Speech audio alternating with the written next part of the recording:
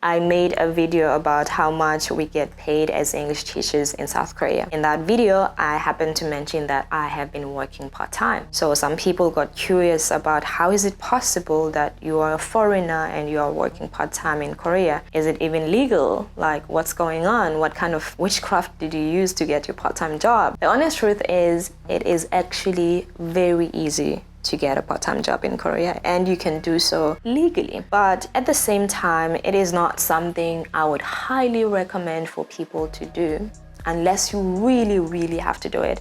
And I'm going to talk about why I wouldn't recommend it at a later stage. Why did I decide to work part-time? When I used to work for Epic, Epic has what is called desk warming. You know, you work 22 hours maximum a week while you are at work for 40 hours. And most of those hours are spent doing nothing. And for me, that used to be emotional torture, especially during vacation where you have no classes at all, but you are still required to go to work and stay there for 8 hours while doing nothing. And I hated that. At the beginning, I didn't hate it. I liked it because I would go to work with my own stuff, and then I would get there, I would write blogs, etc. But after a while, I started to hate it so much because it felt like emotional torture. I would think about all the million things I would possibly be doing with my time instead of being at work, chilling, or watching Netflix. So when I applied for a new job after my Epic contract, I wanted a full-time job. I wasn't really thinking it's possible for me to work part-time. I thought we can only work full-time jobs. So I was applying for a job and I was negotiating my salary, and they didn't want to pay me the amount of money that I wanted. And then they presented me with the option of working part-time. And I thought, oh, this is possible, this is legal, okay, I'm gonna take it. And then I just kind of enjoy feeling like I have freedom, which is not entirely true, but I like the illusion of feeling like I have freedom, that I own my time and I can do whatever I want outside of work. So I started liking the idea of just showing up to work, doing the job, and then getting out. So that's why I started working part-time. However, I never got to work there because I got fired even before I started. But after that, I was then introduced to this world of the possibility of working part-time in South Korea. So I started seeking jobs that only offered part-time hours. And so since 2020, I've only applied and gotten jobs where I work part-time. What are the requirements of working part-time? You don't really present yourself as a part-time worker when you go to immigration. You present yourself as just, I'm employed by this company, and that's basically it. But you have to meet a certain criteria for your visa to be sponsored and for you to work legally. And one is you have to meet the normal requirements of an English teacher, like you have to be from an English-speaking country, you have to have a degree. And then in addition to that, to be able to work legally part-time, you need to at least make 1.9 million won per month. If it's less than that, then you won't be able to get a visa.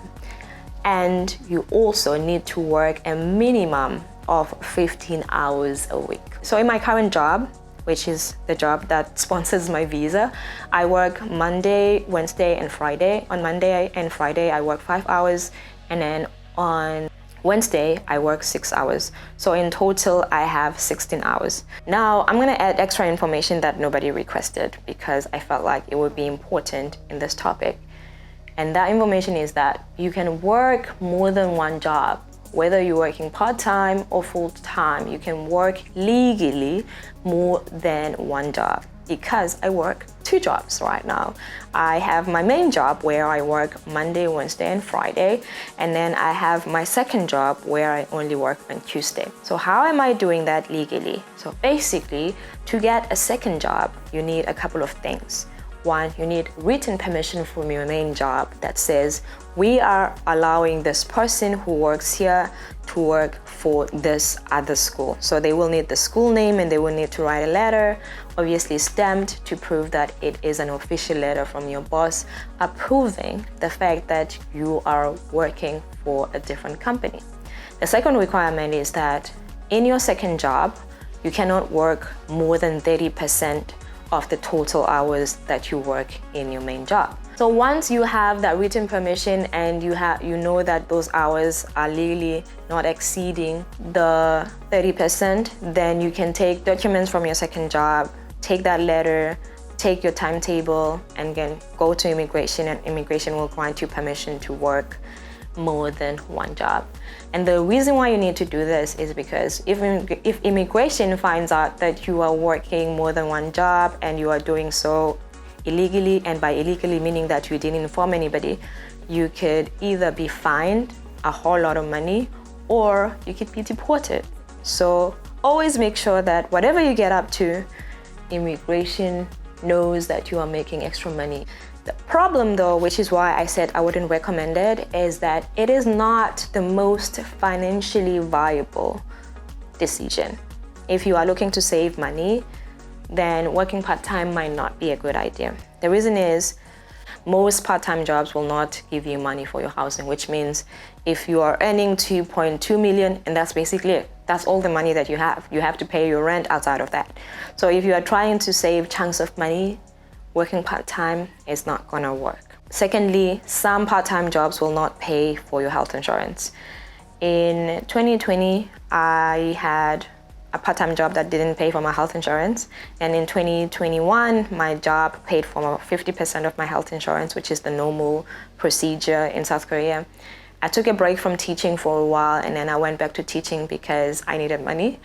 And then this current job that I have doesn't pay for my health insurance. In addition to that, you will also likely not get severance. With the job that I had last year, the one that actually paid for my health insurance, they did give me severance. Actually, they didn't give me severance. It was on my contract, but I didn't finish the contract, so I didn't get severance. But with my current job, which I've been on for a couple of months now, it's not even on my contract. So there's no health insurance, there's no severance, there's no housing. So I have to pay for my own housing. I have to pop 140,000 every single month for my health insurance, which by the way is a lot of money. And then at the end of my contract, I won't even get severance, but I'm not even gonna finish that contract, so it doesn't really matter. To summarize my working conditions is I work 2 jobs. In my main job, I work Monday, Wednesday, Friday, and then I work Tuesday in an extra job. All of it is legal because I got permission from my main job to work for my second job. So I took the letter that I got from my main job and I took some documents of business registrations and whatever is from my second job, went to immigration, and immigration was like, okay, cool, you can work 2 jobs, totally fine. And so I work 2 jobs, which means I work Monday, Tuesday, Wednesday, and then Friday. I don't work on Thursday. To be able to get a part-time job is as simple as going on the internet, going on Korea Bridge, for example, and just searching through the job adverts to see which jobs offer part-time, and making sure that when you apply for a job, make sure that they sponsor your visa. Again, I'm saying all of these things assuming that the people who are going to be watching this video are not going to be F visa people or student visa people, because I don't really know much about that and I don't really want to speak about something I don't know. I don't want to spread misinformation.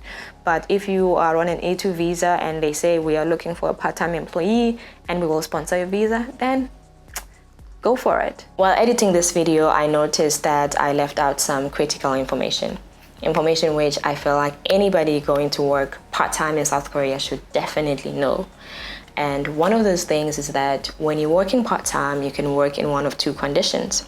You could either get paid by the hour or you can have a fixed salary.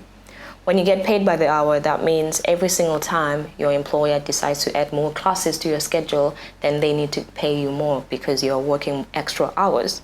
But every single time they take away classes, then you get paid less.